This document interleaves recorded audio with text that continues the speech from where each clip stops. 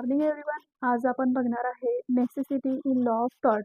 आपण सुरुवातीला बघितलेलंच आहे की टॉर्ट म्हणजे काय. टॉर्ट म्हणजे रॉंगफुल ॲक्ट आहे. त्या रॉंगफुल ॲक्टपासून जी लॅबिलिटी अक्यूर्स होते त्या लॅबिलिटीपासून डिफेन्स घेण्यासाठी आपल्याला काही टॉर्ट लॉमध्ये डिफेन्सेस दिलेले आहेत बचावासाठी. त्याच्यापैकी one of the defences necessity. आता आपण बघितलेलं आहे व्हॉलेंटरी नॉन फिट इंजुरिया. आपण त्याचा व्हिडिओ करून टाकलेला आहे. ज्यांनी बघितलेला नाही आहे ते बघू शकतात. ठीक आहे. व्हॉलेंटरी नॉन फिट इंजुरी आहे. परत act of war, inevitable accident, necessity असे बरेच त्याच्यामध्ये राईट ऑफ प्रायव्हेट डिफेन्स असे बरेचसे बचाव दिलेले आहेत. त्याच्यापैकी necessity is one of the defence from for escaping tortures liability. म्हणजे रॉंगफुल ॲक्ट आपल्याकडून झाल्यानंतर ज्यावेळी आपल्याला लॅबिलिटी द्यावी लागते, म्हणजे दुसऱ्याची नुकसान भरपाई भरून द्यावी लागते, त्या नुकसान भरपाई भरून देण्याच्या बचावासाठी आपण नेसेसिटी हा डिफेन्स घेऊ शकतो. तर बघा, in tort law necessity is defence that allows person to escape liability for a tortious act if act was committed to prevent greater harm. Greater harm टाळण्यासाठी, म्हणजे जे मोठ्या प्रमाणात जीवित किंवा वित्तहानी किंवा म्हणजे पब्लिक और प्रॉपर्टी हार्म टाळण्यासाठी कमी प्रमाणात हार्म केला जातो, तर हा डिफेन्स मिळतो, म्हणजे मोठ्या प्रमाणात हानी टाळण्यासाठी. आता पुढे बघणार आहे आपण ते. It requires that the action was taken in good faith. Is the second essential must be good faith and during emergency to prevent imminent harm and no other practical alternative was available. हा पण important आहे, practical alternative. तर for example तुम्हाला मी एक example येते. 4-5 building आहेत. असं समजा इथे 4-5 बिल्डिंग आहेत. एक झाल्यावर एक एक एक इथं बिल्डिंग आहेत. ठीक आहे. आता एका बिल्डिंगला आग लागलेली आहे इथं. ठीक आहे. आणि एक झाल्यावर एक हे जळतच चाललेले आहेत.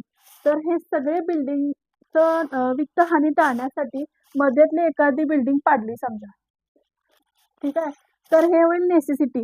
पण समजा तिथं फायर ब्रिगेड ऑलरेडी अवेलेबल आहे, म्हणजे काय, प्रॅक्टिकल अल्टरनेटिव्ह तिथं अवेलेबल आहे, आणि तरी पण तुम्ही हे पाडला, तर हे काय डिफेन्समध्ये येत नाही. ठीक आहे.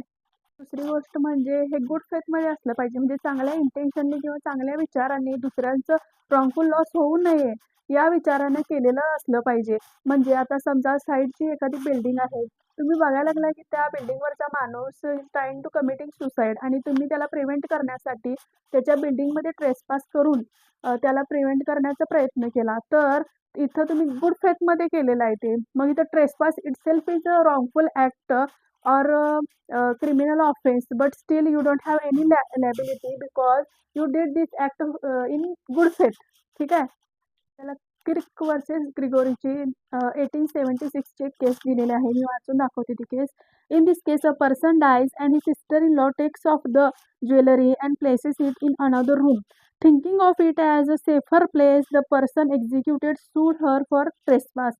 The court held that the sister-in-law liable because the interference was not reasonable, necessary, and the defense of necessity was not granted. आता इथं नॉट ग्रँटेड दिलेलं आहे, म्हणजे काय, एखादी व्यक्ती जी डाएट झालेली आहे तिची सिस्टर इन लॉ म्हणजे नणंद असेल किंवा जाऊ असेल, तिने ना असं समजून की तिचे सगळे ज्वेलरी काढून घेतले आणि दुसऱ्या रूममध्ये घेऊन ठेवले, तर त्याच्या एक्झिक्युटरनी, म्हणजे जी एक्सपायर झालेली व्यक्ती आहे त्यांच्या एक्झिक्युटरनी ह्यांच्यावर ब्लेम केलेला आहे ट्रेसपास करण्याचा, म्हणजे घुसखोरी करण्याचा घरामध्ये. तेव्हा ती जी सिस्टर इन लॉ आहे तिने डिफेन्स कशाचा घेतला आहे, नेसेसिटीचा, की इथं तिचे दागिने वगैरे ठीक नसतील. आता ही विचार करण्यासारखी गोष्ट आहे की इथं तिने चोरी पण केलेली असू शकेल, पण इथं ती नेसेसिटीचा डिफेन्स मिळतोय का हे बघण्यासाठी तिनं डिफेन्स घेतला, पण कोर्ट इज नॉट ग्रँटेड.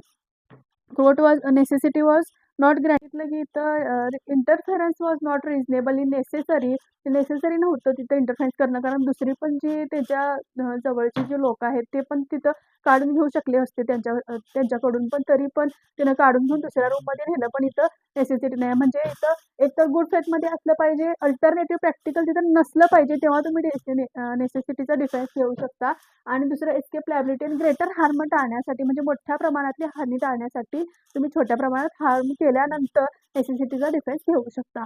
तर it is all about necessity and defence in tortures liability. Video आवडल्यास लाईक, शेअर अँड सबस्क्राईब जरूर करा. थँक्यू.